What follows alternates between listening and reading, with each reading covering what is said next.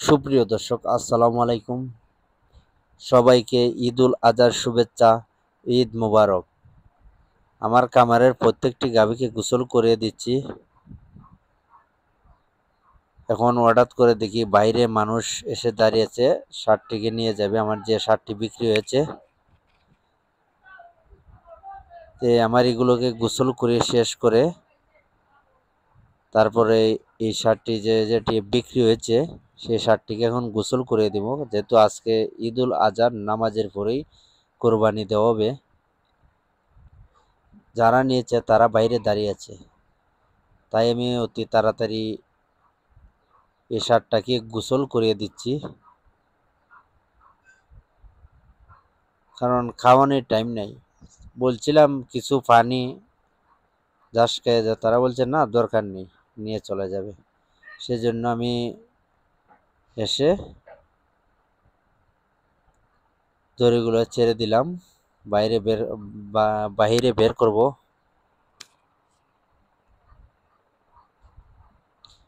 দেশি ওর কারণ সারটি অনেক লাফালাফি করে, কারণ দেশি যেগুলো সার সেগুলো একটু চঞ্চল স্বভাবের হয়ে থাকে। তাদের বলছি তোমরা দেখে শুনে নিয়ে যেও। শখ করে ফালে তো সবাই, একটি সার ফালে অনেক মায়া কষ্ট লাগতেছে, কি করব, বিক্রি তো করে দিতে হবে।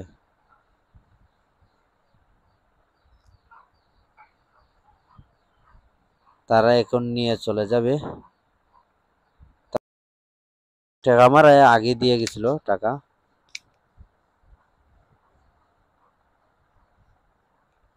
আজ ঈদের দিন,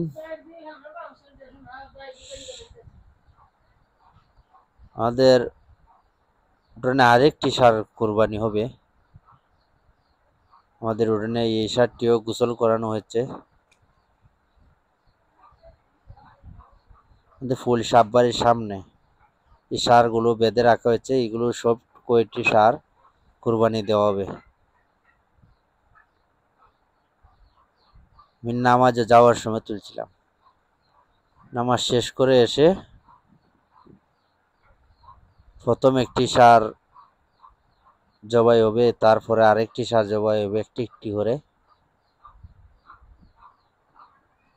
কারণ ইউটিউবের যদি রক্তপাত দেখানো হয় অনেক সমস্যা থাকে, সেজন্য রক্তপাতের কোনো ভিডিও না দিলেই ভালো। সেজন্য বান পর্যন্ত আমি যেভাবে ফালাচ্ছি এই ফালানি পর্যন্ত ভিডিওটা দেওয়া থাকবে।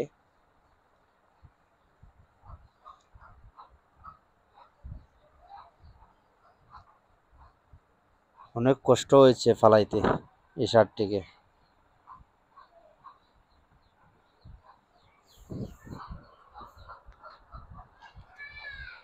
কেন কজন, আমরা 7 জন মিলে এই সারটাকে ফেলেছি, অনেক লাফালাফি করছে। সবাই মিলে ধরে এখন আল্লাহ রাস্তায় কোরবানি দেওয়া হবে।